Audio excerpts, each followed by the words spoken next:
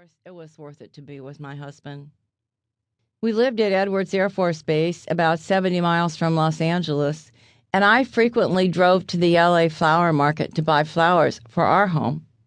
I didn't know a thing about floral design then.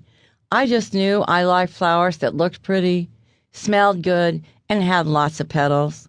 Some of my favorites were peonies, roses, and snapdragons. After test pilot school, my husband was transferred to Albuquerque, New Mexico, where I continued to experiment with flower arranging in my spare time, although I still didn't think I was doing it quite right.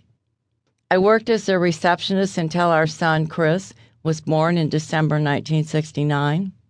We moved to Montgomery, Alabama for a year, and then during the summer of 1971, we moved to Dayton, Ohio, where our daughter Suzanne was born in October. In Dayton, I started to play with flower designing more, and I began giving arrangements away to friends. Because how many flower arrangements does one house need? It was fun to design things for other people who seemed to like what I was making. The Vietnam War was still going on, and when it was my husband's turn to go in 1974, he was stationed in Thailand to fly in Vietnam.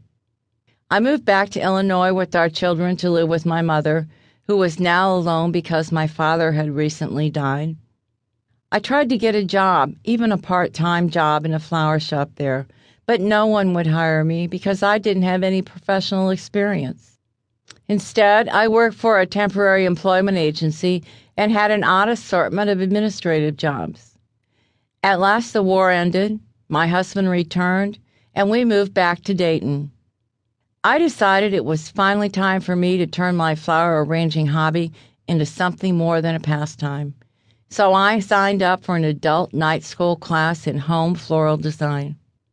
The teacher of the class owned a flower shop. "If you come to work for me," she told me when the class ended, "I'll teach you how to be a florist." That sounded like a great idea to me, so I took a part-time job with her. She taught me a lot of basic designing, but I felt I needed more. While working in her shop, I learned that one of the top floral design schools in the United States, Hickson School of Floral Design, happened to be located in Ohio, in the Cleveland area. Although it was 3 hours away, I knew immediately that I wanted to go.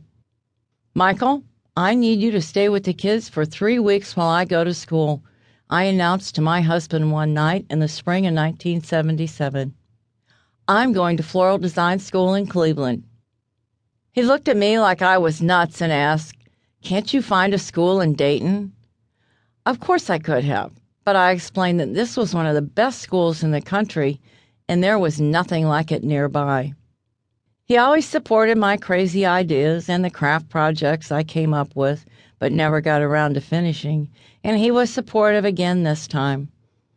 "Okay," he said, "go for it." So I did. Chris was 7 years old at the time, and Suzanne was 6, and neither of them knew quite why Mommy was leaving for a while, but it was just a few weeks, and they got over it pretty quickly. I lined up a sitter for them every day from the time that school ended until my husband came home, and off I went. It was one of the best moves I ever made. I started to understand how to care for flowers properly and learned advanced design skills, color coordination, flower placement, and a variety of design approaches, from traditional to contemporary. I also learned I was a natural at making big festive arrangements. "You're a party designer," said the school's owner, Bill Hickson. "If your husband is ever stationed in Washington, you should see if you can volunteer as a designer at the White House." And he gave me the chief florist's name, which I carefully kept stashed in my wallet.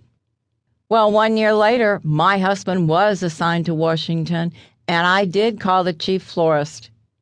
That was the beginning of my 31-year career as floral designer in the most important house in the country. Chapter 1. Keeping the House in Bloom. Telephoning anyone to ask for a job can be intimidating, but calling the White House in search of employment, even a volunteer position, is downright